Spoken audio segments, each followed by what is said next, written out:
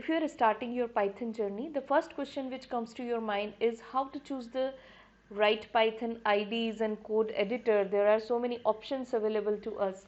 For example, you can run your code on a local machines using the command line interface or using various IDEs or using various code editors. Some examples of code editors are Sublime Text, Vim, VS Code. Some examples of IDEs are Spider, Jupyter, PyCharm, Atom. There are various options available, and you can also run your Python code on a virtual machine on cloud without having any setup or without having Python installed on your machine. To run your Python code on cloud, there are many options again: Google Colab, Amazon SageMaker, Microsoft Azure Notebook, Kaggle kernel, and so on. There are various options available. So you need to first of all choose one environment where you can run your Python code.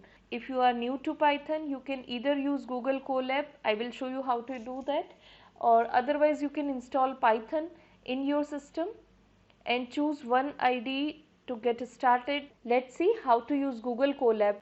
Google Colab have some advantages that you can run your Python code even if you don't have Python installed on your machine, or if you want to run your Python code on someone else's system, you can still start working on Google Colab. Just for that you need active internet connection, and it has so many advantages. It gives you free GPU access, and sharing and collaboration becomes really easy with Google Colab.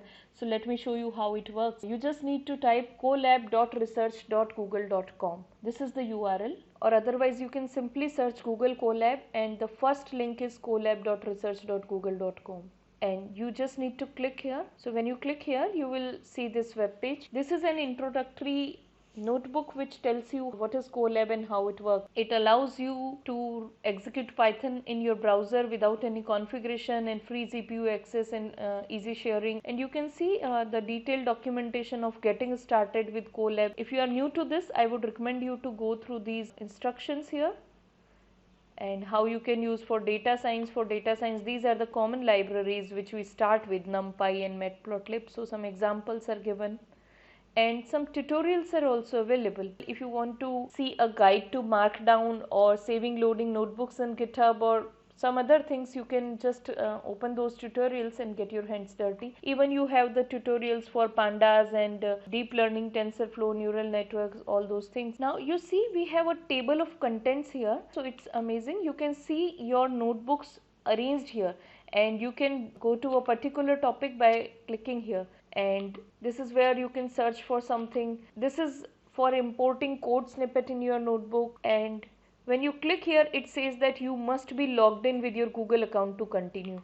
I'm cancelling as of now. You see there are some options also, like in file you have new notebook. You can open a new notebook. It will open in a new tab. Open notebook. When you click, you are seeing some tutorial here for these topics. So you can open any of these tutorial and you can see what's there in the tutorial. And if you click here, you can just give any GitHub URL of a notebook to open that. And there are other options. I'll show you all these options. Before that, you see that when you try to open a new notebook, it says that you must log in with some Google account. So to be able to use Google Colab, you need to log in with your Gmail account, because it's integrated with Gmail, and whatever work you will do, it will be saved by default in your Google Drive. So whatever Gmail ID you want to use, you can make a dedicated folder there where you want to save all your Colab notebooks. It's very similar to your Jupyter notebooks, just that you have additional features of collaboration with Google Drive and GitHub. And you can also share the notebook. You can copy link and share this notebook from here. If you try to connect again, it is asking you to sign in for Google. So whatever you are trying to do here, it is asking you to connect to Gmail. Now to connect to Gmail, you need to click on sign in here, and it will ask you to give credential to your Gmail account. It might take few seconds, and after connecting to your Gmail account, it opens up this. If you want to open a new notebook, you can open from here, or if you want to see the recent notebook where you have worked with, so these are the recent notebook which I just have opened. You see different icons here. This is welcome to Colaboratory and Colab icon. So it is Colab tutorial which I have just opened to show you.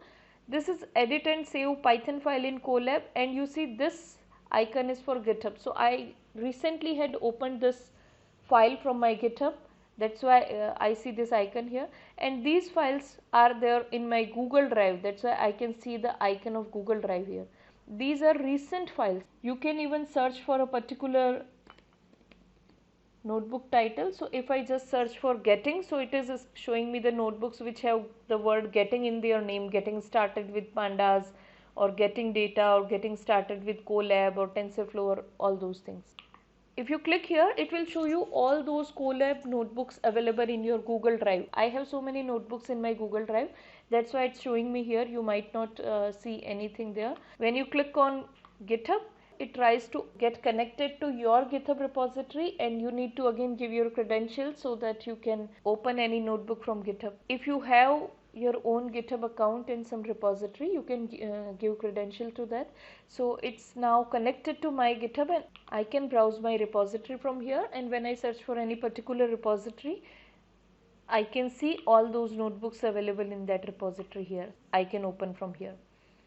And lastly, I can upload any file from my local machine by clicking on here. I need to choose file from my system, and I can upload it there. Now let me show you how to open a new notebook. So this is a new notebook where you can start working. To rename a notebook, you can just give it a new name here. You just need to double click here and give it a name. I am giving the name test1. So this notebook is test1, and this is the code chunk where I can run any code. So if I am just running something, shift plus enter or control plus enter will run my code. You see, it's connecting. When you just open a new notebook, it will take few seconds initially to connect to the cloud, and once it is connected, you can see the code will run very fast. And there are various options available to manage your session. If you have so many notebooks opened and you want to terminate a particular session, you can terminate from here. So you can write your code here. If you want to insert a text cell, you can insert from here. And you might be knowing that in notebook we can use Markdown. How we do that? Suppose I want to give some heading to my text, so I am giving it a heading by using hash before this heading. When I run this, I see a big heading. And if I want to write some text here, I can simply write some text, or some more text, some more text. Now suppose I want to give a subheading, so I need to use here double hash. It will give subheading. Again I am writing some random text, and again now if I use triple hash, it will again create a subheading. So when we run this, you see this is a bigger heading, and these are subheadings, and this is another subheading under heading 3. And these headings you will be able to see here in your table of contents. So heading 1, it's your heading, and if you go to this, it will take you to that text cell. You can also click here to add a code or text cell here. So I am clicking here, I can add code here. I am adding another heading, and if I want to add some bullet points here, so how we can do that is we need to use a dash from a keyboard, and we can just type after that, and you see these are the bullet points. And now you have one more section here. If you want to give numbering, you can simply type 1 something, 2 something, 3 something, and so on. Now it's very easy. You can create tables, you can insert a code chunk here. If you want, you can insert a link here or some image here, and you can see how you can make it intended, and some bold, italic, basic things. So I'm not here explaining all those Markdown functionalities which you might already be using if you are working in Jupyter. If you are new to this, these are basic things you would be needing. And if I look at these options here, so you can locate this file in your drive. So by default, Colab saves your files in your Google Drive, and in Google Drive by default it creates a folder Colab notebooks, and there this file would be saved. So you can see where this file is saved. So it is taking you to your Google Drive. There is a folder Colab notebooks, and in that folder you can see this file, this test1 IPython notebook. And if you click to this file, you can preview this file or you can open directly with the Google Colaboratory. So to open your Colab notebook, you can either start Colab and go to open and select from where you want to open your file, or otherwise you can start from your Google Drive and you can click here and it will open your file. You can manage versions, make a copy. There are so many things you can do. So let's not discuss all those. And upload notebook you can do from here. If you want to rename a notebook, if you want to move this to trash, you can save a copy in Drive. You can save a copy in GitHub also. So if you will save a copy in GitHub, if you have a GitHub account, you can save a copy there. For that, it will first connect with your GitHub and ask you to give your login details there. You can download this file as IPython notebook or Python file. If you are new to it, just explore these options. That in edit you have option to insert cell, select all cell, cut, copy, paste, find, replace, show and hide code and all those. Clear all outputs if you don't want to show your outputs to other. And view, you can see table of content.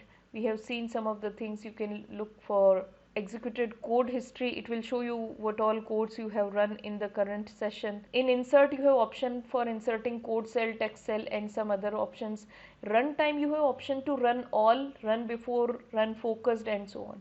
So if I just want to run all the codes which I have written in the particular notebook, I can simply press Ctrl F9. And here you can see all the keyboard shortcuts available in tools. So these are the shortcuts available, and you can even customize and make your own shortcut. And in this setting you have theme, so you can choose light or dark theme. I am choosing dark theme, and even if you want to have some fun, you can choose this theme. It will add kitty and corgis to your session. So it's enough about Google Colab. Get started.